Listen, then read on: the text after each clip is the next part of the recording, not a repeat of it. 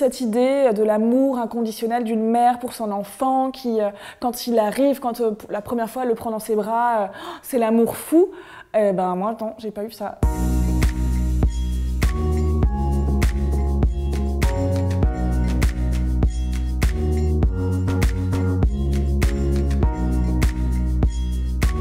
Moi, on m'a collé un enfant dans les bras, comme si c'était normal qu'une fille s'occupe d'un enfant et sache comment ça marche.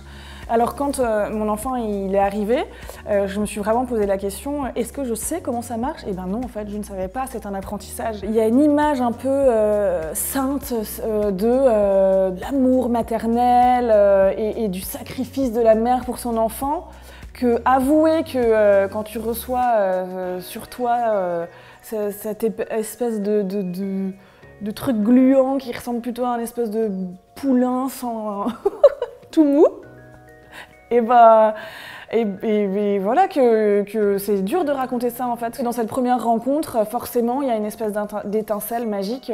Je pense que c'est une belle histoire qu'on se raconte pour parfaire cette image-là de l'amour maternel. Je pense que j'ai mis au moins 3 mois et à vraiment me dire bon, bah, si jamais il lui arrive un truc, ça sera chiant, je l'ai quand même porté 9 mois, mais bon, c'est pas si grave. Alors c'est horrible de dire ça, mais j'avais besoin de le dire. Et après, au bout de 3 mois, c'est là où j'ai vraiment tissé des liens avec lui, ou en tout cas moins avec lui. Lui, je savais pas trop ce qu'il ressentait. Mais ouais, 3 mois pour vraiment avoir un attachement. Une fois enceinte, je me suis vraiment demandé pourquoi il était en train de faire ça. D'où venait ce désir? Simone de Beauvoir, elle parle de la maternité comme un drôle de piège. Et là, je me suis vraiment sentie piégée, en effet. J'avais complètement l'impression de trahir le féminisme.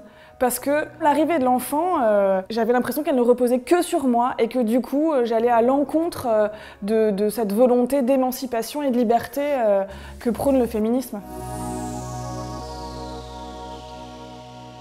Je me suis rendu compte vraiment que finalement ce désir d'enfant était aussi une espèce d'injonction sociale, que la femme en fait à 30 ans il faut qu'elle soit dans un moule et qu'elle ait tout coché, un super boulot où elle s'épanouit, acheter un appartement et aussi être mère, comme si l'épanouissement de la femme passait obligatoirement par ça.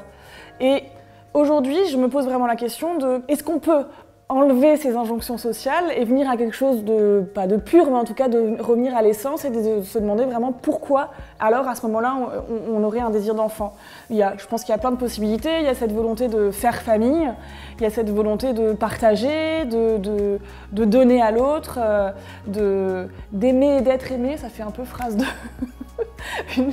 de comédie musicale, mais bon, ça marche quand même, je trouve que ça fait sens. Avec la maternité, il y avait des choses plutôt tabous que je ressentais, peut-être honteuses aussi.